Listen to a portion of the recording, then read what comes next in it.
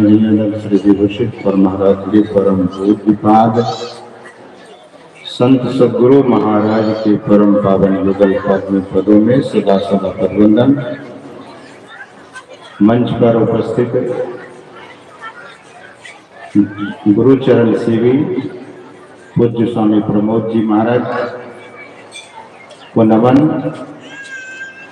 परम श्रद्धेय सरलता की प्रतिमूर्ति डॉक्टर स्वामी निर्मलानंद जी महाराज, परम श्रद्धेय पूज्य स्वामी दिव्यानंद जी महाराज, पूज्य स्वामी पंचानंद जी महाराज, परम श्रद्धेय स्वामी बुद्धानंद जी महाराज, प्रियनाथ स्वामी प्रियनाथ बाबा, स्वामी राजेंद्र बाबा, स्वामी शुद्धानंद द्वय, दोनों रानीगंज से हैं। दो शुद्धानंद लोगों के बीच में उपस्थित हैं। अन्य साधु महात्मागण, सत्संग में समुपस्थित पूज्य गुरुजन, सत्संग प्रेमियों, महानुभाव, प्रबुद्ध जनों तथा पूजनीय मातृशक्तियों, यह सप्ताह दिनों से 5 दिनों का ध्यानाभ्यास, 5 दिवसीय ध्यानाभ्यास और 2 दिनों का विशेष सत्संग यहाँ आयोजित। दरअसल में मैं यहाँ ऐसा कुछ नहीं करता हूँ।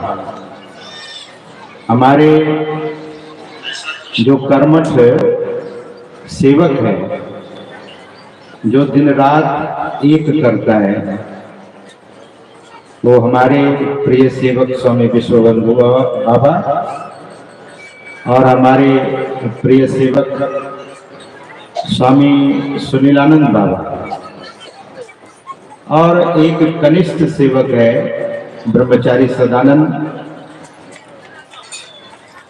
इन लोगों ने बड़ी कड़ी मेहनत की है और मेहनत करते ही रहते हैं। निश्चय ही इस यज्ञ में यहाँ पर जितने लोग उपस्थित हैं या अनुपस्थित हैं, सभी लोगों का तन से, मन से, वचन से सहयोग है। केवल 2-4 आदमी से यह यज्ञ सफल नहीं होता है। सज्जनों, आप कहेंगे शिव अज सुख संकादिक नारद जे मुनि ब्रह्म विचार विशारद, ये पाठ हुआ है, आपको इसी पर बोलना चाहिए। लेकिन इस पर तो हमारे साधु महात्मा से आप लोगों ने सुना ही है, मैं भी सत्संग में सुनाता ही रहता हूँ। कतिपय थोड़ी सी बात रखकर मैं अपने वाणी को विराम दूंगा। सज्जनों, सभी लोगों का सहयोग से कोई यज्ञ सफल होता है। वैसे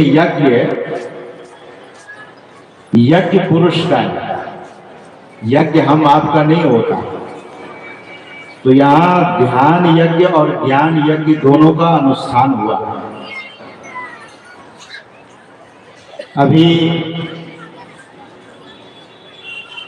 1 महीने पहले राष्ट्रीय क्षेत्र भारत की राजधानी दिल्ली, नई दिल्ली में हम लोगों का सत्संग था, जिसमें हमारे पूज्य स्वामी प्रमोद जी महाराज, हमारे श्रद्धेय डॉक्टर निर्मलानंद जी महाराज और मैं भी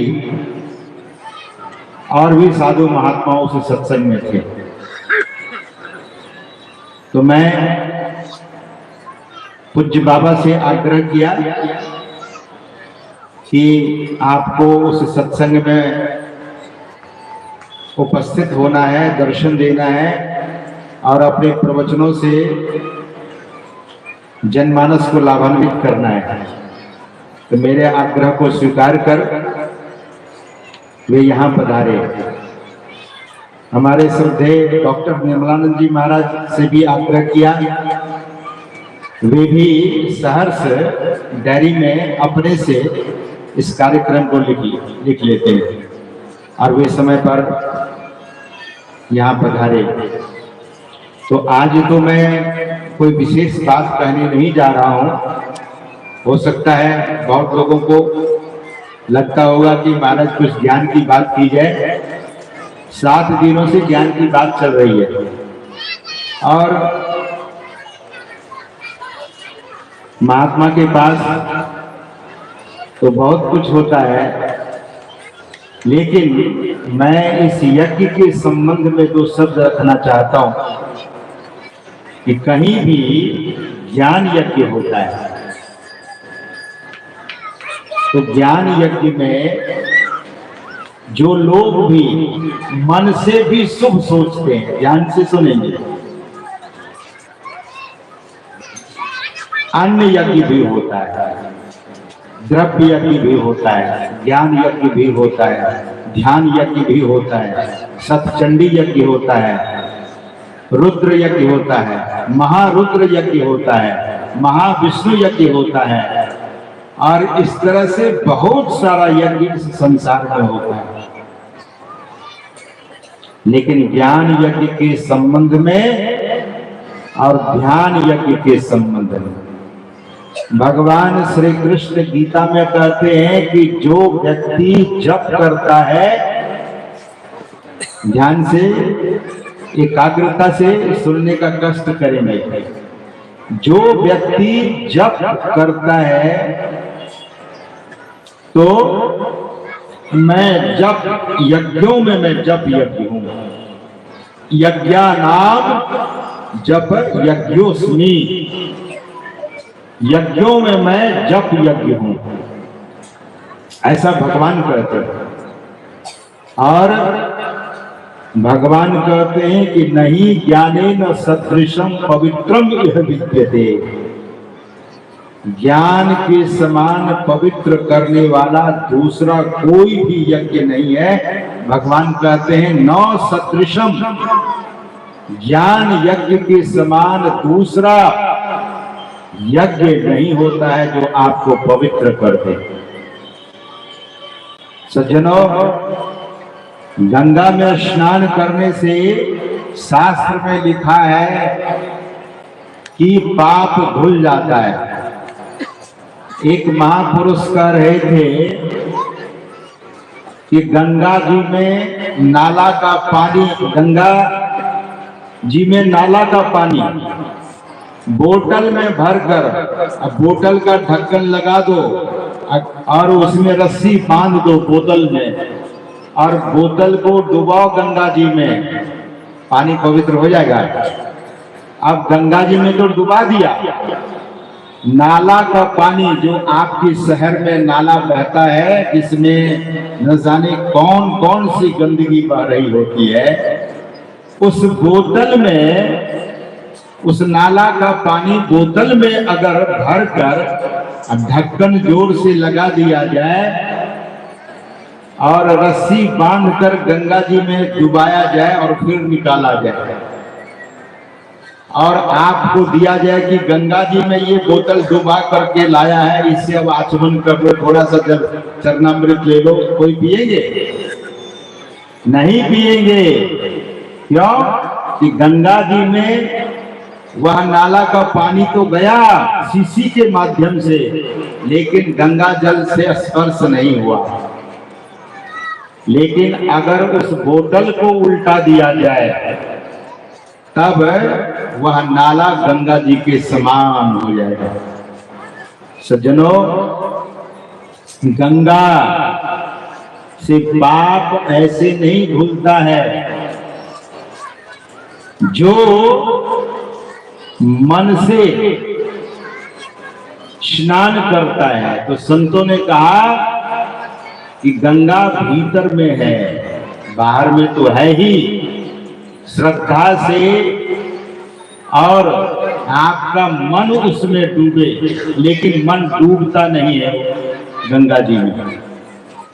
तो सज्जनों, हम सबों को भीतर के गंगा में स्नान करना चाहिए जो ज्ञान गंगा है, जो हाँ भक्ति की गंगा है, सुरसरी धारा यानी गंगा की धारा बह रही होती है, तो उसी गंगा और आंतरिक यमुना में स्नान करने के लिए सरस्वती के, गंगा यमुना सरस्वती के संगम पर जो स्नान करते हैं ऐसे व्यक्ति का पाप धुलता है। तो यज्ञ, ज्ञान यज्ञ में आपको वास्तविक गंगा यानी भीतर में जो गंगा जी की धारा बह रही है, यमुना जी की धारा बह रही है और सरस्वती जी की धारा बह रही है, उसमें स्नान करने से मुच्यते सर्व पापई, सभी पापों से मनुष्य मुक्त हो जाता है। तो यह ज्ञान यज्ञ की बड़ाई भगवान श्री कृष्ण जो पुरुषों में उत्तम है, पुरुषोत्तम है, ऐसे भगवान श्री कृष्ण कहते हैं कि नहीं ज्ञानेन सदृशम पवित्रम इह विद्यते, ज्ञान के समान, ज्ञान यज्ञ के समान दूसरा पवित्र करने वाला कुछ भी नहीं है। तो यहाँ ज्ञान यज्ञ हुआ, ध्यान यज्ञ हुआ। इसी तरह से आगामी वर्ष में भी गुरु महाराज की महती कृपा से यह ज्ञान यज्ञ, ध्यान यज्ञ अनवरत रूप से चलता रहेगा और आप लोगों से अपेक्षा रहेगी, अपेक्षा की कामना रहेगी कि इसी तरह से अधिकाधिक संख्या में आकर और सत्संग वचनों से लाभ लेते रहेंगे।